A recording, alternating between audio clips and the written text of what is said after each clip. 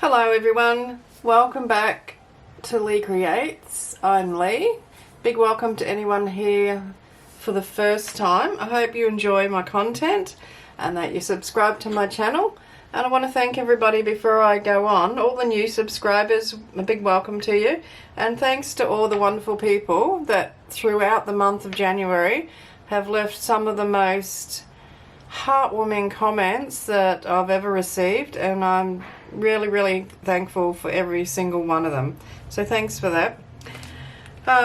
We're doing Junk Journal January. We're up to day 28. The prompt is grungy. So Junk Journal January is a month of prompts. It's a open challenge hosted by Meg from Meg Journals, and she's in collaboration with Get Messy Art. And I have a collection of grungy things on my desk. Run-off papers, bits and pieces like that. I just went through and I grabbed anything I could find that I thought was grungy looking. So I've got my next page open here, ready to go. This is yesterday's, so that was my chopped off quote. So this is my ode to Vincent van Gogh, art journal style. Didn't do the whole painting, just did to the horizon really. The stars are probably not in the right place, but it doesn't matter, you can still tell what it is. And I really like this one. So the quote is supposed to say, swirling clouds in violet haze reflect in Vincent's eyes of china blue. But when I was writing it, got a bit carried away, didn't leave enough room to write the whole word in there, so I thought, I better leave off a couple letters on the other words to make it look like it was meant to be. Alright, so I'm going backwards. I used this one yesterday because it was the right size and the middle of the signature. So for grungy, I'm going to be using a short and a longer page together. I've got, as I said, I've got some grungy papers, I've got some masking tape, I've got some grungy looking washi tape, I've got a whole heap of things, and I'm just going to get on with this. And I'll probably do a voiceover on the video from now onwards, and I hope you enjoy it.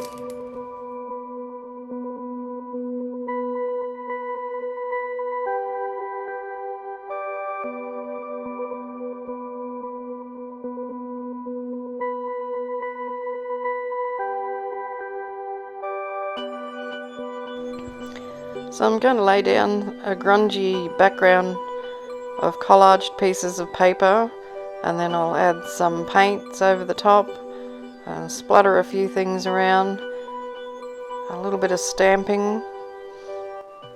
All sorts of things are going to go in here, all sorts of good things. So I hope you enjoy this process, and it gives you an idea of how you can create a grungy background.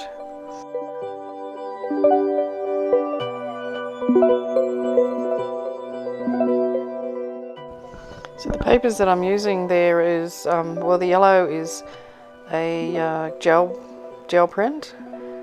The black and white book page stuff, that's just a book page that I did some stamping and made some marks on. And that purple is actually an image from the side of a carton. Like if you get a carton and it's got a really good picture on the outside, you can actually peel off the outside layer, and like it's only just paper, so paper thin, so it's really handy. There's some amazing images on the sides of boxes that would normally get thrown away because you think, well, they're just way too thick to use, but I just see them as an opportunity to get some more collage fodder, I suppose. So this is a bit of a grungy washi tape that I'm putting down there. Just adding a little bit more texture. And it's also got circles stamped on it, you know, like cancellation stamps and writing on it. So bits of that will be peeping out at the end, so that everything goes to make the final product. You know, you might think, well, why are you putting all that down, and then why do you cover it all up? Well, you don't actually cover it all up. If you watch till the end, you'll see bits of the yellow, bits of the purple, bits of the black and white. They're all peeping through at the end.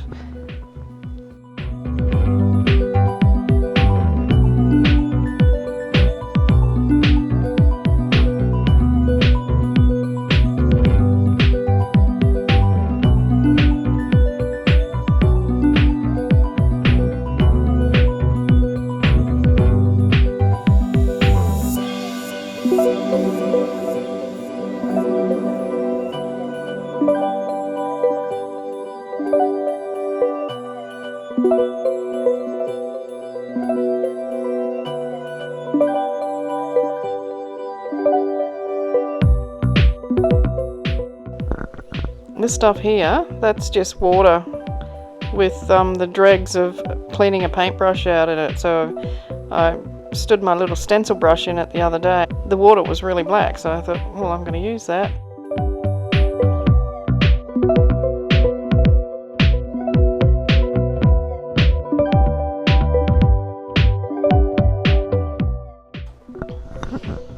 This is acrylic paint, and I think it's called sketchbook paper or something like that, the colour. So it's a really grungy sort of grey colour. I do a little bit of stenciling through the old peg basket plastic. Get a few squares on there.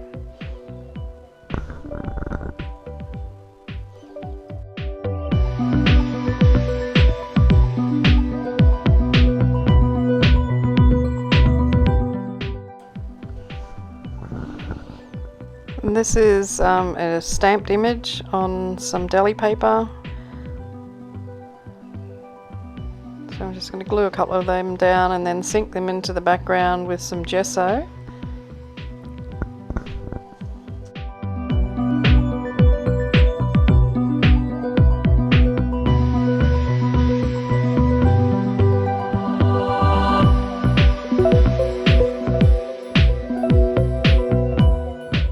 If you think this video is of value to you and you're really enjoying it, don't forget to leave me a thumbs up. Comment on the video would be great. Share the video with your friends, it's even better. And if you're not already subscribed to my channel and you want to hit the subscribe button, then put the notifications on as well, so that way you'll know when I put up a new video.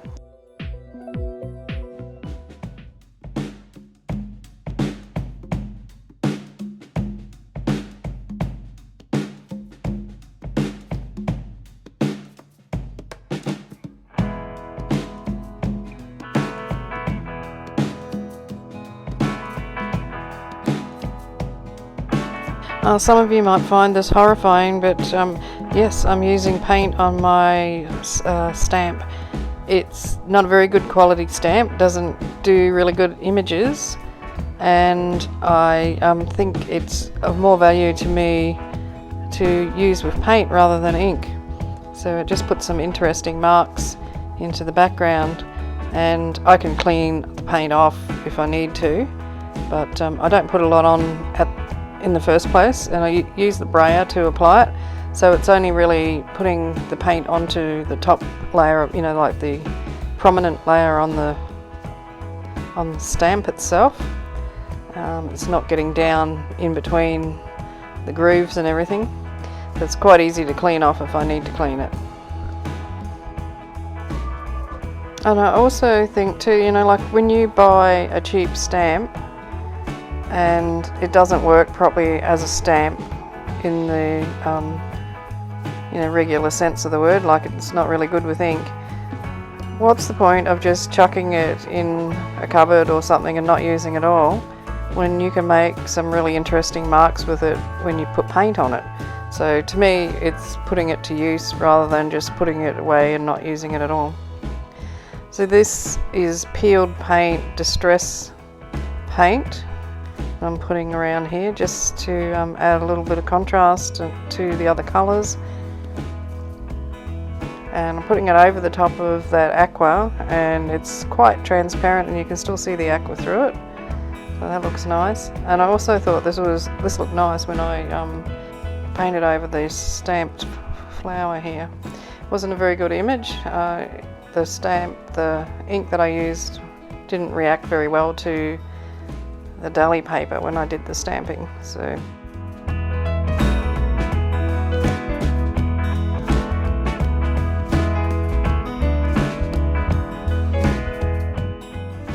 this is white gesso, doing my little marks that I seem to like to do all the time these days. I tried to splatter some of this white paint with the white gesso with that brush. It doesn't work very well, so I got my little fan brush, and it's a little ripper, this one. It really works well.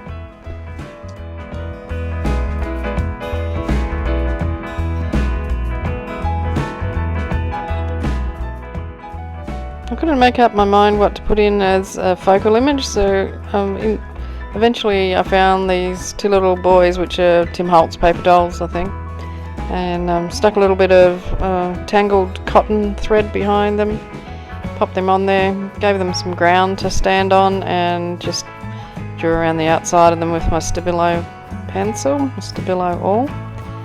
And then I thought it needs some words on there, and I'm not being real good with writing my words, leaving letters out of words, etc., writing crooked, so I thought I'll use a piece of masking tape as a guide for writing, to try and keep my writing straight. So I just used it for the first word, pulled it off, and then used, lined my other words up with the first one written. So I wrote "Explore the World Together" with a Posca brush pen. This is a really nice pen, this one, for making nice marks. You can, well, I used it up in the left hand corner, so you can do some fairly big shapes with it, and then it's really good for writing with.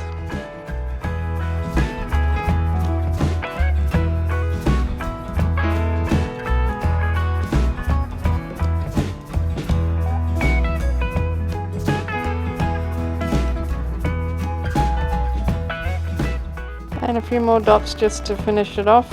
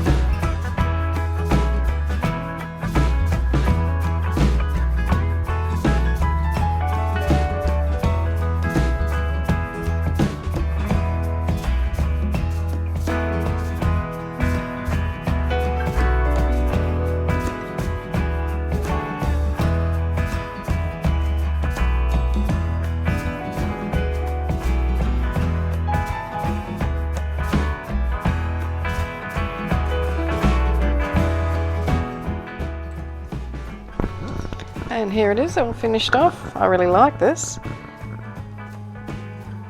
I love all the colours that are in there, even though it's grungy. I still managed to get some nice colouring in there.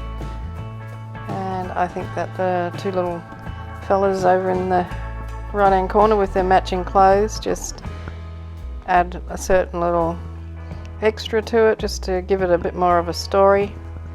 So let me know in the comments what you think of it. Happy creating, and hugs and cheers from Australia. So give me a thumbs up if you like it, give me a thumbs down if you really hate it. We'll see you tomorrow for geometric. Hooroo!